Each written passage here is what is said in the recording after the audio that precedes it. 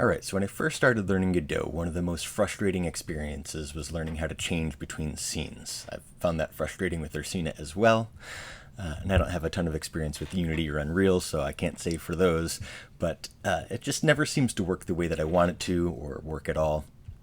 But after a lot of experimentation, I think these are the two easiest ways to just make it work for the games that you're making as beginners. Just make it work. So if you watched the last video, I created this little guy that just kind of walks around the screen. I did add one other thing. It's a little time label that you will see when it is in action. I also created these two scenes. They're just very simple, green background, purple background. They're not actually different, and it's just the zooming that I had that makes them look different. And if I run Scene 2, the purple background, there's the guy, and you see he's got a little timer above his head that's counting up, and I can still move him around like I could before. And then likewise, if I do Scene 1, run that, now it's a green background, and there you go. So the two things that I want to look at are, first off, the simplest way to just change a scene. You're basically wiping everything out and restarting everything. So you're going to see the counter restart when we do it this way. So what I want to do is in my scene 1, I want to add a script. And we're just going to do a very simple, we're going to make a function, process, my goodness, contract together process with the delta. I don't know why that's not autofilling, but it's not. And the only thing we really want to do is say if input dot is action just pressed, and let's do the UI accept, the very first option there. That's just the enter key. That'll be a nice easy thing. So we're just going to make it so we can just flip back and forth between the scenes very easily. So if we do that, what we want to do is we want to change the scene to our other scene, to scene 2. And what we're going to do is we're just going to do get tree with those exclamation points, parentheses, dot, and we're going to change scene to file. So change scene to file, and oh, that's nice that it actually has those options for us right there. I thought we were going to have to copy a path, but we want to change it to scene 2, and that's it. So if I run this scene, we've got the green background. You can see the counter going up, and I can move. And if I press enter, now we're in the purple background. You will again notice that the counter restarted. That's not usually good. If you're making a very simple game, that's fine. There's a bunch of ways around that, but I'm only going to share with you what I think is the easiest way around that. Likewise, if I go to scene 2, I want to attach a script here. Actually, you know what I'm going to do is I am going to copy, and then I'm going to add this script, and let's just paste it and change this to scene 1. And now if I run scene 2, I can change to scene 1, back to scene 2, and that's that. That is a nice, easy way if all you're trying to do is change from one thing to the next. You're not keeping track of hit points or score or anything else. You just want to move on to the next thing. That's a piece of cake. I kind of love that method. The issues that I was running into, however, is when I was trying to pass a lot of information. One thing, no big deal. Two things, whoops, that was weird. Two things, kind of a big deal. And that's why I have a different method that I also like to do. So what I'm going to do is I'm actually going to create another scene, and we'll just call it a 2D scene. And this is going to be our main. So I'm going to name it main. And what this is going to do is kind of just be our node that is always in existence. And this is where we're going to keep all of the data that we want to use and everything else. For the purposes of what we're doing here, I'm not really going to be doing much. But one of the things that I do want to do is I want to make sure that I have the player as part of the main scene. So where is he? There he is. I'm just going to kind of put him in the middle. And then I do need to, just thinking ahead here, I want to make sure that he is always on top. Where is that? Ordering?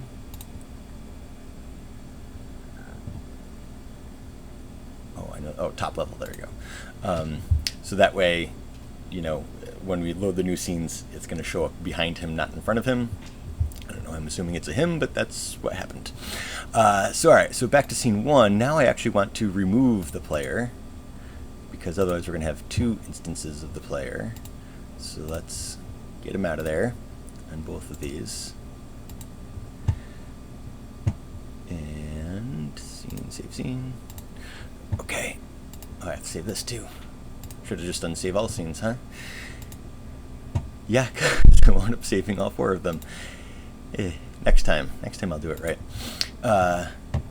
So we have our main scene, and the player is just going to be the only thing that's actually part of it. So I need to add a script here as well.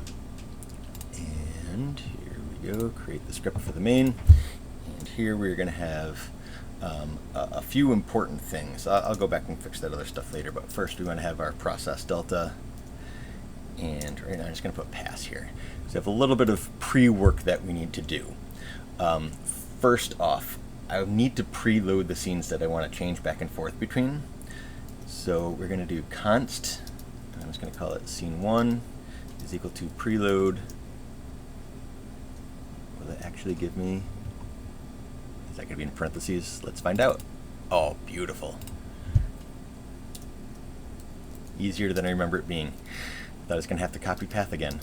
And then let's make this one scene 2, which is down here. Okay, so we've preloaded both of these. This is important because what we're going to do is we're going to be adding children and removing children, and to just have these things here means we don't need to worry about doing it repeatedly further along in what we're actually doing. The last thing we need is we're going to make the variable be, let's just do it scene number. And we're going to start with scene number 1. And the reason that's important is also we need to do on ready, we are going to need to actually load one of these. So what we're going to do is we're going to say current scene, or how about cur scene is equal to scene 1 dot instantiate. Did I spell that correctly?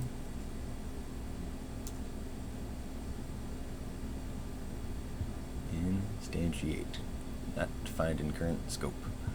Why wouldn't it be do we need to do it this way? Let's try an on-ready version.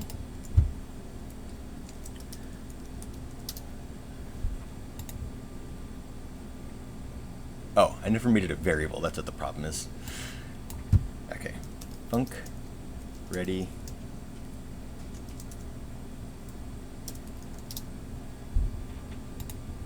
There we go. So that's going to make, we're just going to call it current scene, and it's going to say scene 1, and we're going to instantiate that, and we're going to add that child too. So we're going to do add child cur scene. Okay, so that way we're automatically loading scene 1 when we run the program in general. Now when we want to get to actually changing the scene, what's going to happen is we're going to change this to if input.is action just pressed, and we'll do the UI accept again. That's a nice easy thing to do just for testing stuff out. So if you press the enter key, what's going to happen is, let's say if scene number is equal to 1, we're going to want to change the scene 2, right? So what we're going to do is we're going to say cur scene dot queue free, and basically what that's going to do is going to just get rid of that whole thing. Why won't that? Alright, I'm going to, believe it or not, I'm just going to keep moving because I'm not sure why this is giving me an error. It should, oh, you know what, because there's nothing set up here. Okay, so here's what we should really do.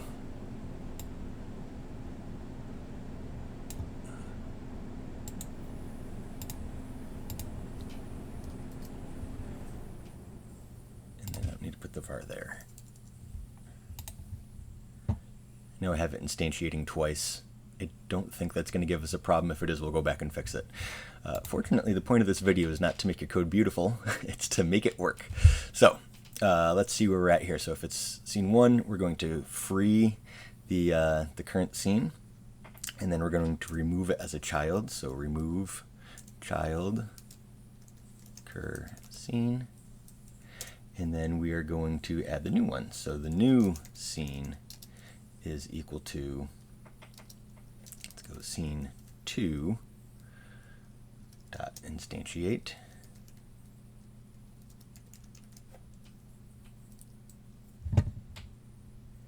you know what, we're going to be really bad. We're just going to make it the new current scene is going to be equal to scene 2, and oh, I used capital S. And then we are going to add child scene 2. No, add child cur scene.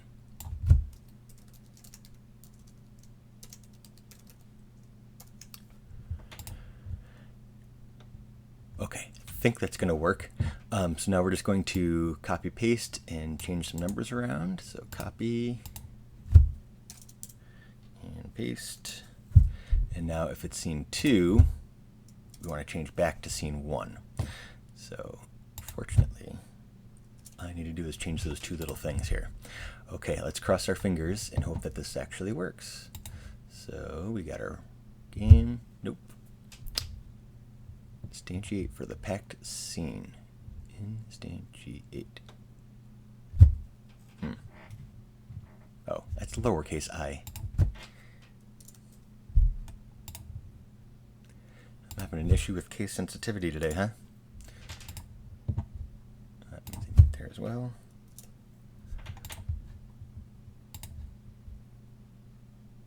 Okay, so I'm moving around, the counter's going up. I press enter, change scenes. You notice the counter's still going up from where it was before. It did not reset. It's not changing back to scene 1, and I know why. Because scene number is 1 and there's nothing in here that changes that. So if it is 1, we want to change it to 2. So scene number equals 2. And then down here we'll change it back to 1. Scene number equals 1. Okay, let's try one last time. We got green. Oh, what happened here? Ah, capital I again. Last try.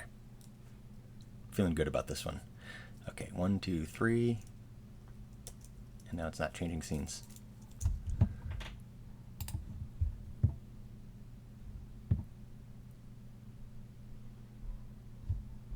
Oh.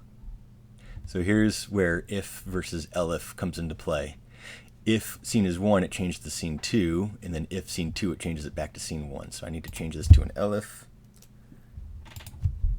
I know I was feeling good last time, but now I'm really feeling good about this one. Love troubleshooting. Okay. And the numbers are going up, and we're changing back and forth between the scenes. I knew we could get it to work if we just put in a little bit of effort. And there it is. All right, hopefully you enjoyed this video. Hopefully you get a little bit of the process of how you don't always get it right the first time, and that's okay. And please feel free to like and subscribe to my channel, and we'll catch you on the next one.